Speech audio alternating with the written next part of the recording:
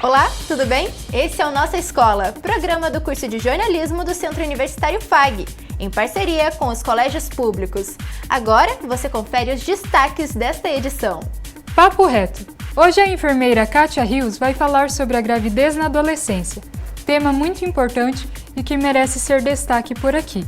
Direto de Corbélia, a diretora do colégio Amâncio Moro fala sobre as dificuldades do ensino online durante a pandemia. Hoje, no Nossos Talentos, uma aluna que demonstra toda a sua desenvoltura na dança. No Play na Carreira, você vai conhecer o mundo da nutrição. Fique ligado!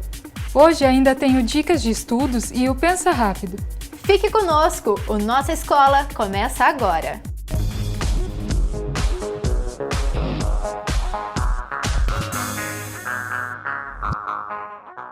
Começamos esta edição indo direto para Corbélia, cidade vizinha de Cascavel. Eu preparei uma reportagem sobre as dificuldades durante o ensino remoto. Confira!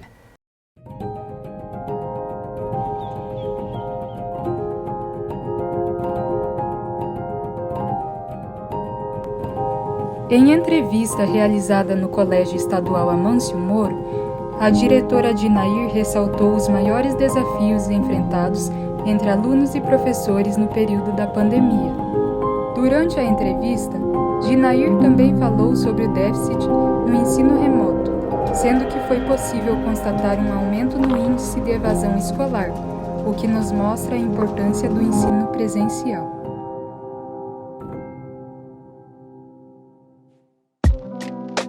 Boa tarde, Dinair. Obrigada por aceitar o convite para a entrevista. Boa tarde, Aline. Eu que agradeço, você ter optado aqui pela nossa escola, pelo Amâncio Moro, para vir verificar como é que foram conduzidas as questões durante a pandemia. Conte-nos como foi no início da pandemia a adaptação do colégio a essa situação. Então, ano passado, 2020, em março, quando surgiu a questão do vírus no mundo todo, o Estado, a nossa mantenedora, que é a Secretaria de Educação, entrou em contato e nos avisou que a gente iria parar com as aulas presenciais e tal, no dia 20 de março. Então, no dia 20 de março, nós dispensamos todos os alunos num período de, a priori, iniciando a questão de 15 dias. Mas, como a pandemia aumentou os casos no Brasil mesmo, a gente foi sendo prorrogado no caso, a não vinda dos alunos para a escola.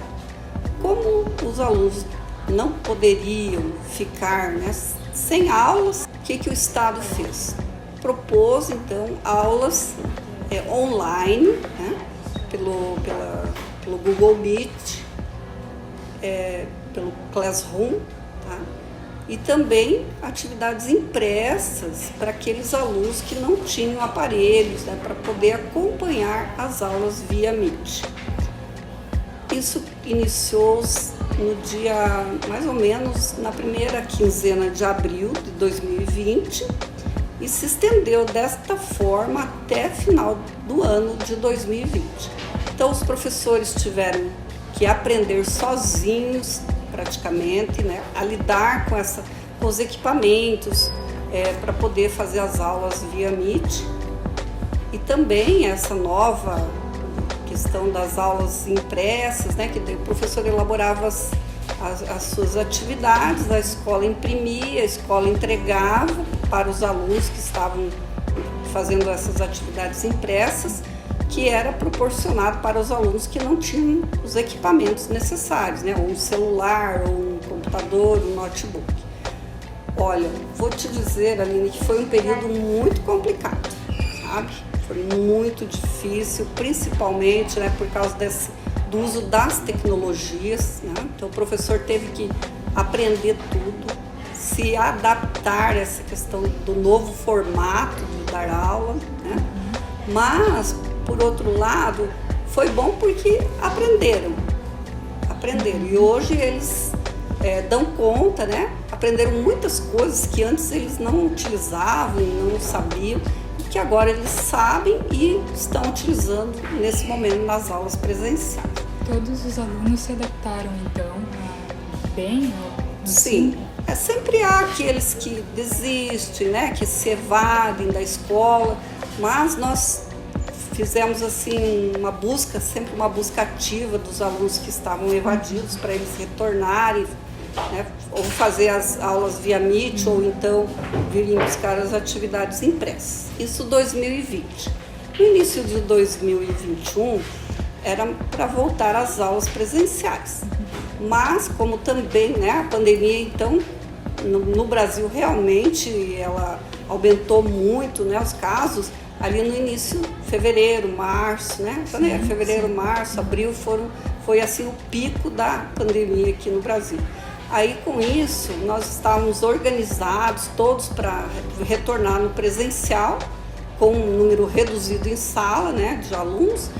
E quando chegou o dia para voltar, o governo disse, não dá para voltar porque os casos estão muito altos. Aí nós retomamos então a questão das aulas online, das aulas e das atividades impressas. Isso permaneceu até dia 24 de maio. No dia 24 de maio, então, aí nós começamos a voltar no presencial.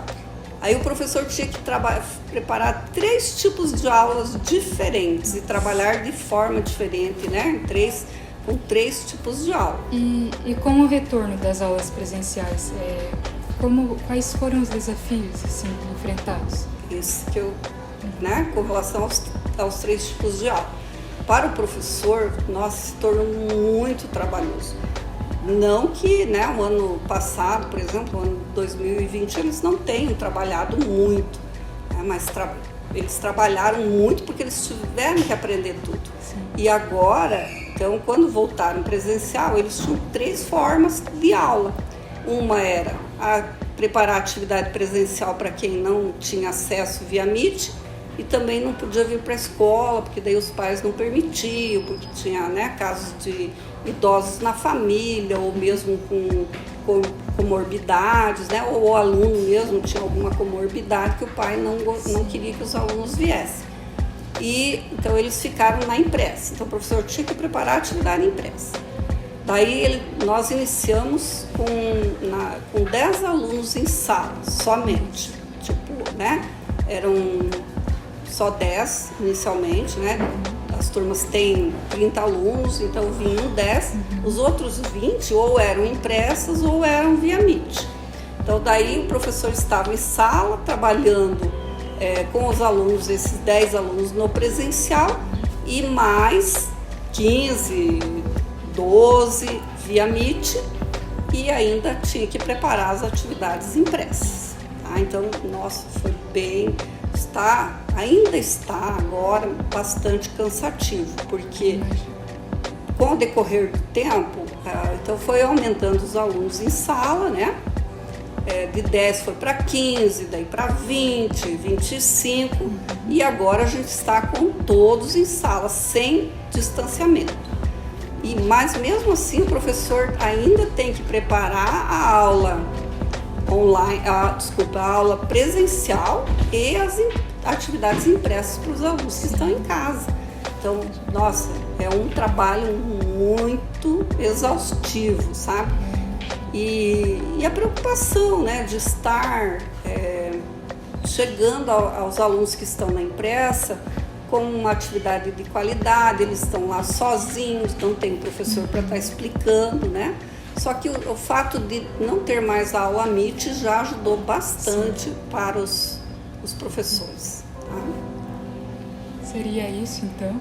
Muito obrigada, Dinair, por conceder essa entrevista a mim. Eu me disponho, tá, Aline, quando você precisar, né, de alguma informação da escola, a gente está aqui para colaborar com vocês, né, e também levar ao público o que aconteceu realmente dentro das escolas durante esses 2 anos. Então, eu só volto a afirmar que Foi muito trabalho, né? Muita preocupação, principalmente com relação ao aprendizado dos alunos. Mas estamos, né? Acho que vamos chegar nesse final de ano aí com um bom resultado, apesar da estafa que estamos todos, tá? Fico à disposição.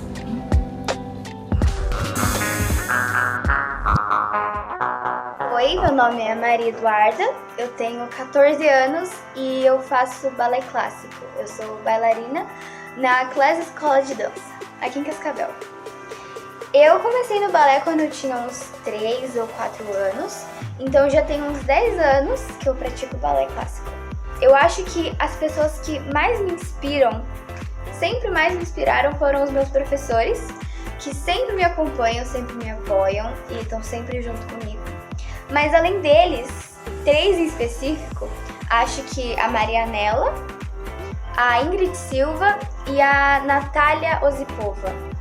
Acho que elas são as mulheres que eu mais gosto de assistir no balé clássico, que eu mais gosto de acompanhar e que eu mais gosto do estilo delas. Esse ano e ano passado a gente não teve tantas competições, acho que quase nada na verdade por causa da pandemia, mas nas poucas festivais, no caso que eu fui, foram muito bons. A gente dançou várias coreografias, solos também, foram momentos inesquecíveis. Estar no palco e no camarim são coisas que só quem vive sabe como é, e é incrível. Acho que a maior motivação para continuar são as metas, porque você estabelece metas e para você se sentir motivada, você lembra dessas metas, e aí você lembra que você quer isso e que você precisa trabalhar para conseguir isso. Desde que seja, sei lá, uma variação dos sonhos ou então um repertório que você quer muito dançar, você lembra, não, eu preciso trabalhar para me fazer isso. Então acho que a maior motivação são as metas.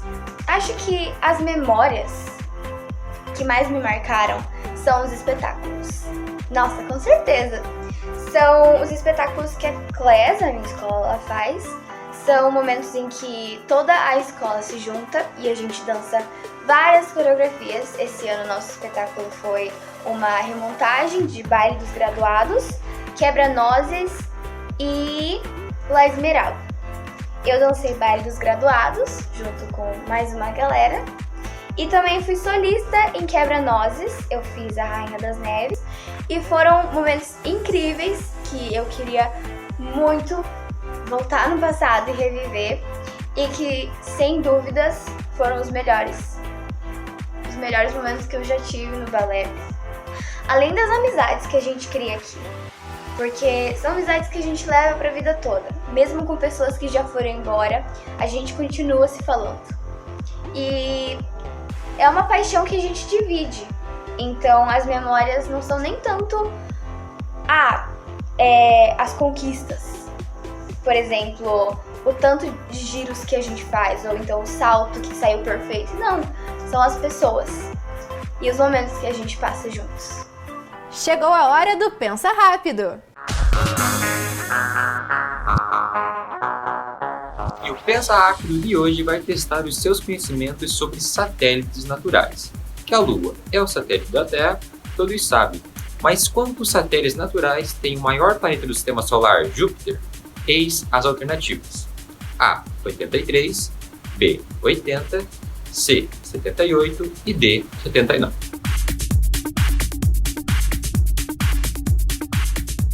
Depois do intervalo, você confere a resposta. O Nossa Escola volta já!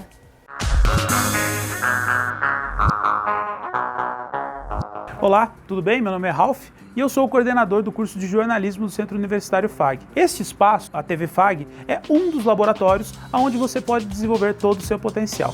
Além dessa estrutura, nós também contamos com um laboratório de rádio, laboratório de fotografia, laboratórios de edição e laboratórios de informática com softwares específicos para o dia a dia da nossa profissão. É muito importante ressaltar que, além de toda essa estrutura, nós também contamos com excelentes professores, mestres, doutores e especialistas em jornalismo. Quer conhecer um pouco mais sobre o curso? Então entre em contato conosco e venha conhecer toda a estrutura e tudo aquilo que o curso de jornalismo do Centro Universitário FAG pode oferecer para você.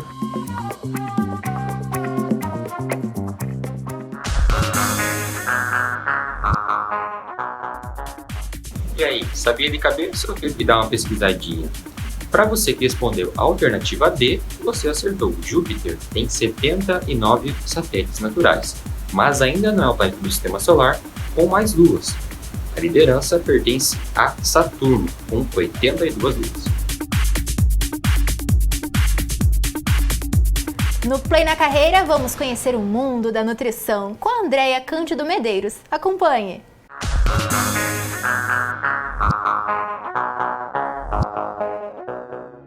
Em média, 60% da população brasileira apresenta distúrbios nutricional alimentar por consumir alimentos pobres em nutrientes essenciais. O aumento no consumo de alimentos ultraprocessados, ricos em gordura, sal e açúcar, com baixo teor de vitaminas, tem levado a um quadro de sobrepeso e obesidade que comprometem a saúde. Segundo dados da Unicef, 1 em cada 3 crianças de 5 a 9 anos possuem excesso de peso no Brasil. Entre os adolescentes, 17,1% estão com sobrepeso e 8,4% já são considerados obesos. Portanto, é essencial um acompanhamento médico. O nutricionista é um profissional da área da saúde que estuda os alimentos e o efeito que eles produzem em nosso organismo. Ele pode atuar em diversas áreas, desde a prescrição de dietas até o acompanhamento de atletas profissionais. Olá, sou Andréia Cândido Medeiros, nutricionista, já formada há 14 anos, atuando há 10 anos, né? E de repente vocês devem se perguntar, mas por que atuando há 10 anos? Exatamente por essa busca de qualidade de vida. Então, na época que eu iniciei a nutrição, eu tinha a minha primeira filha já.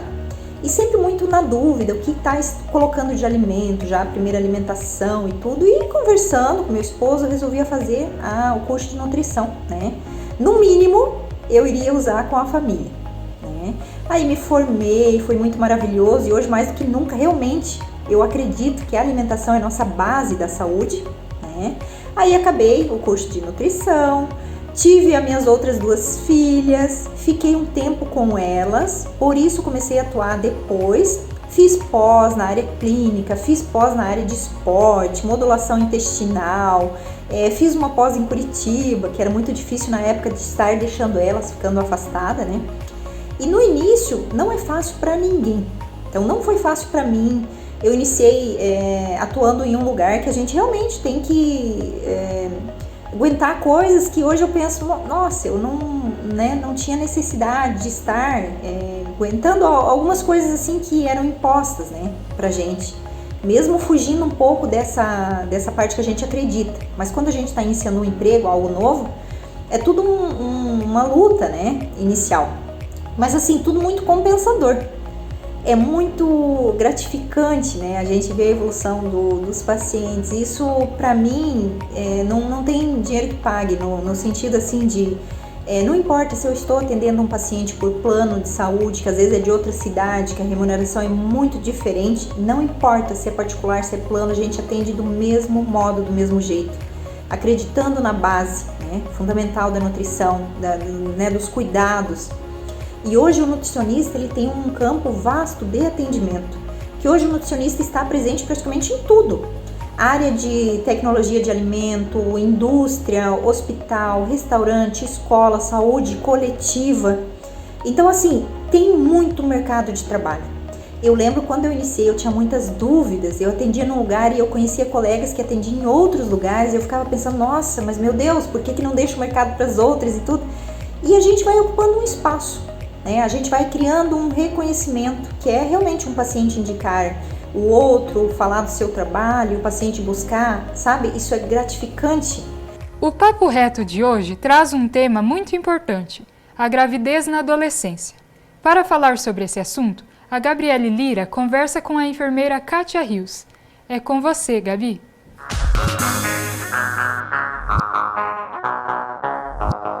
Oi, Aline, é isso mesmo. Estamos aqui com a Kátia Rios, que é enfermeira especialista em saúde da mulher. Seja muito bem-vinda, Kátia. Olá, obrigada pelo convite. E hoje teremos um papo muito legal, vamos levar muita informação para nossos ouvintes. Exatamente. Gente, a gente sabe que quando falamos em gravidez na adolescência é um assunto aí que é um tabu, né? E tem até uma certa dificuldade em comentar sobre. Então, a primeira pergunta que eu quero fazer para a Kátia é a seguinte: qual o impacto da gravidez na vida dos jovens? Na vida dos jovens. Então hoje nós temos um índice, né, um índice muito agravante de gravidez na adolescência no Brasil. Hoje a cada 1.000 mulheres, né, 1.000 mulheres que parem, 1.000 partos, 53 são de jovens e adolescentes. Então gravidez na adolescência nós consideramos entre os 10 aos 20 anos, certo? Então quem está nessa faixa, nesse período, pode ser considerado uma grávida adolescente, né? E a gravidez na adolescência, ela também acarreta vários riscos fisiológicos, né? Riscos para a saúde. E quais são esses? Anemia, certo? Eclâmpsia, que é a pressão alta, riscos de aborto e até mesmo a depressão pós-parto. A gente sabe que nessa faixa etária a maioria desses jovens estão na escola. Então, portanto, nós queremos saber qual o papel da escola para evitar a gravidez na adolescência. Isso, a escola ela tem um papel muitíssimo importante na formação desse jovem, certo? Na formação desse adolescente, assim como a família. A escola tem um papel fisiológico e biológico para instrumentalizar, para fazer com que esse adolescente, essa criança comece a entender como que é o ciclo da vida, principalmente o início dela, né? Então a gente inicia com a menstruação, que é a menarca, os meninos com as poluições noturnas. Então às vezes acontecem algumas coisas que as meninas não sabem e não têm essa liberdade de conversar com os pais. Então a escola ela tem esse papel biológico e fisiológico, que é ensinar da primeira menstruação, que é a menarca, até a última, que é a menopausa. Então quando a escola ensina de forma adequada, quando esse aluno consegue entender de forma adequada o seu ciclo reprodutivo, aí sim a gente consegue ter um resultado muito mais positivo para essas questões.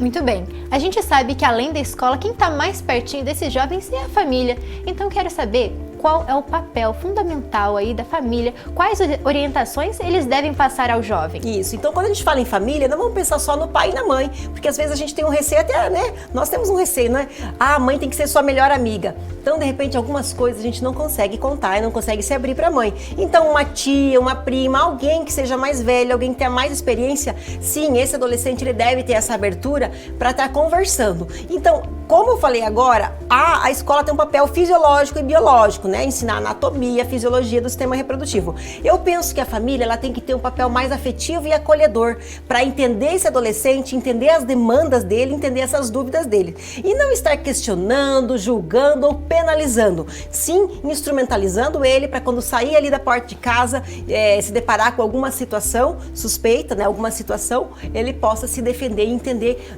quais são os prejuízos que aquela situação pode acarretar posteriormente. Certo, nós falamos como evitar a gravidez na adolescência, mas quando ocorrer, como a família deve proceder? Quais são os cuidados com a grávida? Isso, então quando a gente fala em evitar, vamos dar um passinho para trás. Como que a gente consegue evitar, né, essas situações? Além da instrumentalização dessa jovem, dessa adolescente, existem os métodos contraceptivos, né? Os anticoncepcionais via oral, existem as injeções anticoncepcionais, os preservativos. Então quando a gente fala para jovem, a gente tem que trabalhar com a palavra preservativo.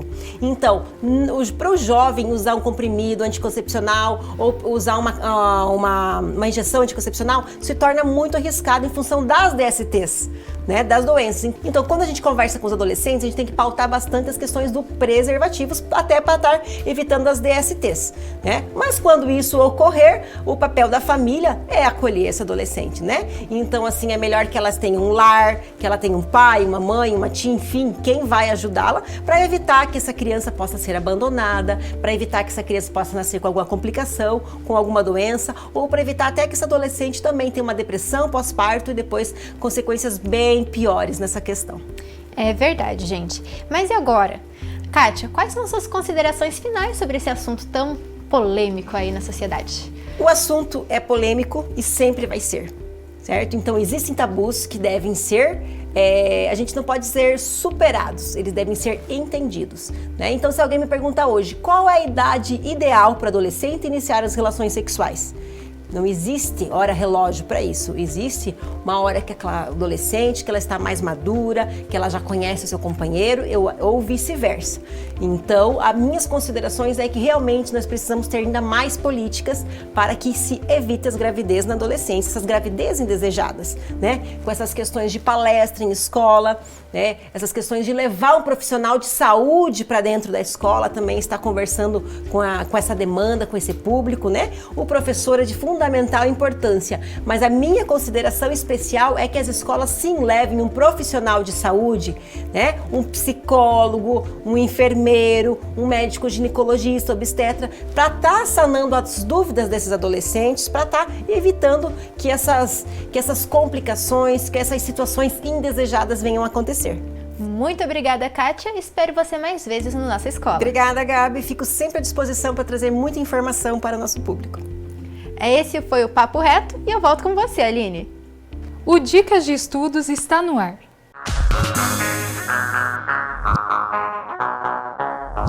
Olá, galera, tudo bem com vocês? Vamos lá para mais uma aula de Geografia, professor Xandão na área.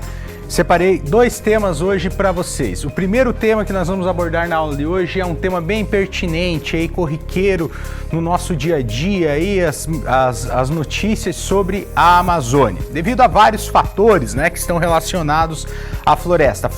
A configuração da floresta propriamente dita e os impactos que ela vem sofrendo, em especial nos últimos 40 a 50 anos. Certo, galera? Então vamos lá, vamos falar um pouquinho sobre a Amazônia, um tema bem pertinente para o seu Enem, com certeza vai ser um tema aí, é um dos temas que mais caem na prova, galera. Certo? Bom, primeiramente, quando nós falamos em Amazônia, nós estamos falando aqui sobre ou nós falamos de qualquer bioma, na verdade, nós estamos falando aqui sobre vegetação e sempre temos que associar essa vegetação ao clima. Então eu separei aqui para vocês, fiz um esboço aqui do climograma da Amazônia. Então o climograma da Amazônia vai ter mais ou menos essa configuração que eu coloquei no quadro. O que simboliza as linhas, os gráficos em azul, é a quantidade de chuvas. Então eu vou ter aqui o índice, que na geografia, em outras áreas também, é chamado de índice pluviométrico. Pluviosidade. Tá? Então, quantidade de chuvas. E essa linhazinha em vermelho aqui, ela simboliza a variação de temperatura. Então, o que nós podemos observar aqui nesse climograma da Amazônia? Que há o índice de chuvas constantes durante todo o ano. Olha só, eu tenho pouquíssima variação. Aqui embaixo eu tenho as letras que simbolizam cada mês do ano, de janeiro até dezembro. Então eu tenho mais de 200 milímetros mês de chuva, né? Onde a temperatura aí em média é de 30 graus. Então pode observar que a linha em vermelho ela não cai. Se eu pegasse um clima, por exemplo, aqui da nossa região, da região sul, clima subtropical. Então aqui nos meses de junho, julho, agosto, mais ou menos, nós teríamos uma linha que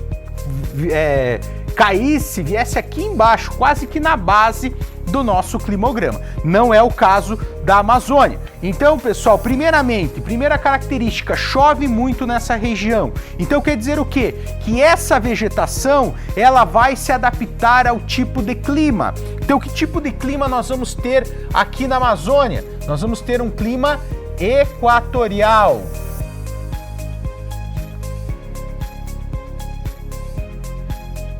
Equatorial é o clima amazônico. Quer ver essa dica completa e muitas outras? Acesse o link que está aparecendo na sua tela ou por meio do QR Code. O nosso Escola de hoje vai chegando ao fim, mas antes uma frase de reflexão de Clarice Lispector, abre aspas, passei a vida tentando corrigir os erros que cometi na minha ânsia de acertar, fecha aspas. Tchau! Até mais!